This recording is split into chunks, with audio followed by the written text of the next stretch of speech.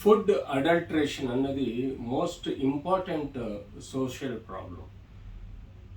వ్యాపారవేత్తలు వారి యొక్క ప్యూర్ ఫుడ్ని సప్లై చేస్తే సఫిషియంట్ బిజినెస్ క్వాంటిటీ చేయలేమని, లాభాలు గడించలేమని ఈ తరహా కల్తీ చేయడానికి ప్రయత్నం చేస్తారు. కొంత నార్మల్ సబ్స్టెన్స్ తీసుకొని కొంత చీప్ మెటీరియల్ కలిపి క్వాంటిటీ పెంచుకొని లాభాలు గడించడమే ఈ కల్తీ వ్యాపారవేత్తల ఒక నేర ప్రక్రియ. Under the act of law ఇలా చేయడం శిక్షార్హులు. కాబట్టి ఈ అడల్ట్రేషన్ని మనం ఎంత నియంత్రిస్తే అంత మంచిది.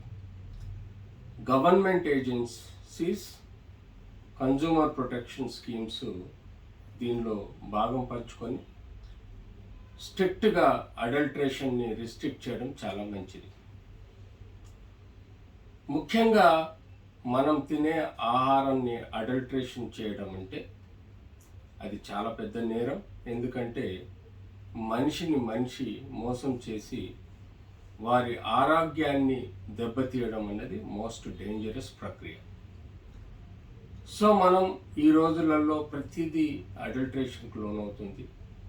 పాపులేషన్ పెరగడం వల్ల క్వాలిటీ ఫుడ్ అందుబాటులో లేకపోవడం, క్వాంటిటీ సఫిషియెంట్గా సొసైటీలో అవైలబుల్ లేకపోవడం, రిక్వైర్మెంట్ పెరగడం, లాభాల కోసం అతిగా క్వాంటిటీ పెంచి అడల్ట్రేషన్ ద్వారా లాభాలు గడించడానికి చేసే ప్రక్రియ. దీనివల్ల చాలా హెల్త్ హజార్డ్స్ ఉంటాయి.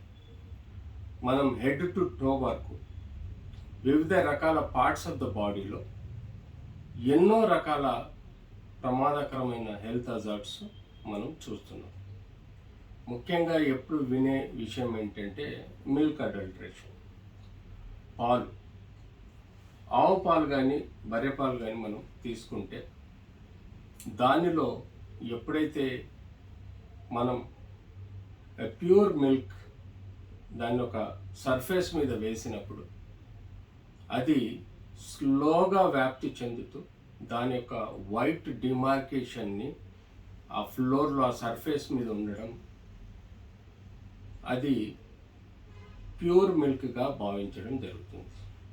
అదే అడల్టరేటెడ్ కల్తీ పాలలు నీళ్లు కలపడం కానీ, లేకపోతే మనం చెప్పుకున్నట్టుగా చాక్ పౌడర్ కలపడం, soap water, hydrogen peroxide and urea, ఇన్ని అడల్టరేటెడ్ చేయటం వల్ల వాళ్ళకు క్వాంటిటీ ఆఫ్ మిల్క్ పెంచుకోవచ్చు, కలరు, ఆ చిక్కదనం అవన్నీ తీసుకురావచ్చు. కానీ ఇవి మోస్ట్ డేంజరస్ అడల్ట్రేషన్. వీటి వలన మనం ఫుడ్ పాయిజనింగ్, అంటే పిల్లలకు కానీ అడల్ట్స్ కానీ ఫుడ్ పాయిజన్ అయ్యే ఆస్కారం ఉంటుంది, కార్డియాక్ ప్రాబ్లమ్స్ వచ్చే ఆస్కారం ఉంది, క్యాన్సర్ కూడా, అంటే పేగుకు సంబంధించిన క్యాన్సర్లు వచ్చే ప్రమాదం ఉంటుంది, గ్యాస్ట్రో ఇంటెస్టైనల్ ప్రాబ్లమ్స్ అంటే వామిటింగ్, నాజియా, అంతేకాకుండా లూజ్ మోషన్స్, ఇలాంటి ఎన్నో అక్యూట్ క్రోనిక్ ప్రాబ్లమ్స్ మనకు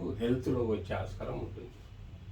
అలాగే మనం ఇంట్లో మసాలాలో వాడే బ్లాక్ పెప్పర్లో ఎక్కువగా పపాయ సీడ్స్ దాన్ని క్రష్ చేసి చేస్తారు. దీనివల్ల మనకు మెటబాలిక్ యాక్టివిటీ ఉండే మన బాడీలో లివర్ డిసీజు, స్టమక్ డిజార్డర్స్, గ్యాస్ట్రెంటరైటిస్ లాంటి సమస్యలు రావచ్చు. అలాగే మనం వెజిటేబుల్, ఈ గీలో చూడండి, గీలో ఎక్కువగా vegetable oils, animal body fats ఎక్కువగా వాడటం వలన ఈ మధ్యకాలంలో మనం తిరుపతిలో విన్నాం, దీనిలో యానిమల్ ఫ్యాట్ మనకు ఎక్కువగా అవైలబుల్ ఉంటుంది. కాబట్టి అది దాన్ని ఈ గీ నెయ్యి ప్రిపేర్ చేయడానికి వాడే ఒక ఇంగ్రీడియంట్గా ఈ అడల్ట్రేషన్ చేస్తున్నారు. దీనిలో ఎక్కువగా అనీమియా, అంటే రక్తం మనకు హిమోగ్లోబిన్ తగ్గిపోవడం, అంతేకాకుండా హార్ట్ సైజ్ ఎన్లార్జ్ అవడం, ఇట్లాంటి కాంప్లికేషన్స్ వచ్చే ఆస్కారం ఉంటుంది. అంతేకాకుండా చిల్లీ పౌడర్లో మనం చూసుకుంటే బ్లాక్ పౌడర్, సాడస్ట్ అంటే మనం ఈ చెక్క పొడి అంటాం. ఇవి కలపడం వలన చాలా స్టమక్ ప్రాబ్లమ్స్ వస్తాయి. ఈ ఆర్టిఫిషియల్ మెటీరియల్ వలన మనకు క్యాన్సర్స్ వచ్చే ప్రమాదం కూడా ఉంటుంది. అలాగే టర్మరిక్ పౌడర్లో yellow aniline dye, non permitted colourants like metanil yellow ఇలాంటి కలపడం వలన మనకు స్టమక్లో ప్రాబ్లం కాకుండా కార్సినోజెనిక్ అంటే క్యాన్సర్ ప్రాబ్లమ్స్ వచ్చే ఆస్కారం ఉంది. సో ఇలాంటి ఎన్నో సమస్యల్ని మనం ఈ కల్తీ ఫుడ్ ద్వారా ఆరోగ్యాన్ని నాశనం చేస్తున్నాం. సో తప్పనిసరి ఇది ఒక మనిషి ఇంకో మనిషిని మోసం చేసి ఆరోగ్యాన్ని కారకులైన వ్యక్తులను మనం నియంత్రించాల్సిన అవసరం గవర్నమెంట్, అలాగే ఎన్జిఓస్, ప్రతి కన్జ్యూమర్ కూడా ఇది రెస్పాన్సిబిలిటీ. ఏమాత్రం డౌట్ వచ్చినా తద్వారా కంప్లైంట్ కన్జ్యూమర్ ఫోరంకి ఇవ్వడం, ఆ బ్రాండ్ను పట్టించడం, తద్వారా ఇతర ప్రజల ప్రాణాలను కూడా కాపాడే ప్రయత్నం మనం చేయాలి. సో చాలా కెమికల్స్ యాడెడ్ ఈ అడల్ట్రేషన్ వల్ల హెయిర్ సమస్యలు, స్కిన్ సమస్యలు, డర్మటైటిస్, అంతేకాకుండా మనకు ఊపిరితిత్తులలో ఇట్లాంటి టాక్సిన్స్ కానీ, మెటల్స్ కానీ, లేకపోతే దీని యొక్క కలర్ కాంబినేషన్స్లలో మనకు ఊపిరి తీసుకునే అల్వియోలో కానీ, లేకపోతే లంగ్స్లో కానీ కొన్ని పారెంకైమల్ చేంజెస్ వచ్చేసి టిష్యూ డ్యామేజ్ అయ్యే ప్రమాదం ఉంటుంది. తద్వారా ఎర్లీగా ఆస్మా రోగాలకి, లేకపోతే లంగ్ క్యాన్సర్లకు దోహదపడే ఆస్కారం ఉంటుంది. కాబట్టి అదొకటైతే నెక్స్ట్ వచ్చేసింది మనకు ఈ బ్రెయిన్, హార్ట్,